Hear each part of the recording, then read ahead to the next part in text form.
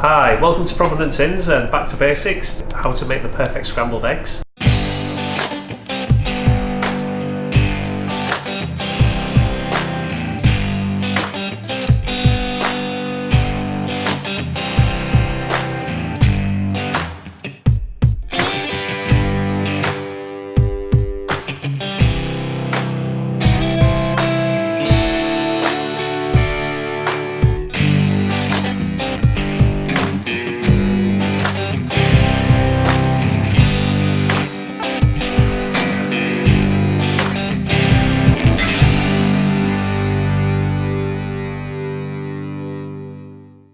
For this you will need a nice pan to cook them in, a whisk for whisking your eggs, a spatula for keeping your eggs off the bottom, and it's the best way to keep your eggs from catching. We obviously need some free range eggs. Eggs is always important, the quality of the eggs. We buy all our eggs at Provenance from Wensleydale free range eggs in North Yorkshire. Some diced butter, some sea salt and a little bit of cracked pepper. So whisk the eggs up so they're nicely mixed together.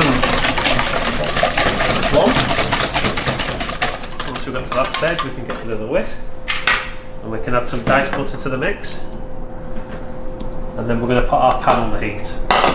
So it's quite important that the pan's not too hot, and what we're going to do is just use the warmth of the pan to sort of cook the eggs, but we don't want it to get too hot, otherwise it's going to end up stuck to the bottom and burn, or like an omelette. So we can add the eggs and the butter pretty much straight away, and then we're gently going to start cooking that. Keep an eye on it, and basically we just want the warmth of the pan to do it. We're not putting any oil in there or anything, we don't want to fry it, we just want to gently cook it, and the butter melts in there while it's cooking. You probably noticed I've not seasoned it yet. It's best to season it towards the end of cooking. You just end up with a better product, it doesn't get as dry as quickly. You know, it's starting to turn into what we call scrambled egg. Just keep an eye on it at this stage, don't let it catch on the bottom. Keep the spatula in there and keep it moving.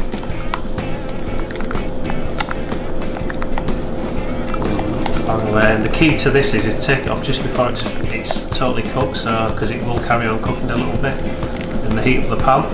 So you don't want to take it all the way in the pan, otherwise by the time you get it onto the plate or on your toast or whatever you're having it with, it's going to be ruined. So I'm going to take that off the heat now, and at this stage I'm going to add a little bit of sea salt and then cracked black pepper. Normally I'd only add white pepper to things with eggs, but with this I don't mind, I quite like a little bit of cracked black pepper in it. And you can see there, the eggs are cooked, and that is about there. So now we're just going to take a spoon and then we're going to give it one last stir.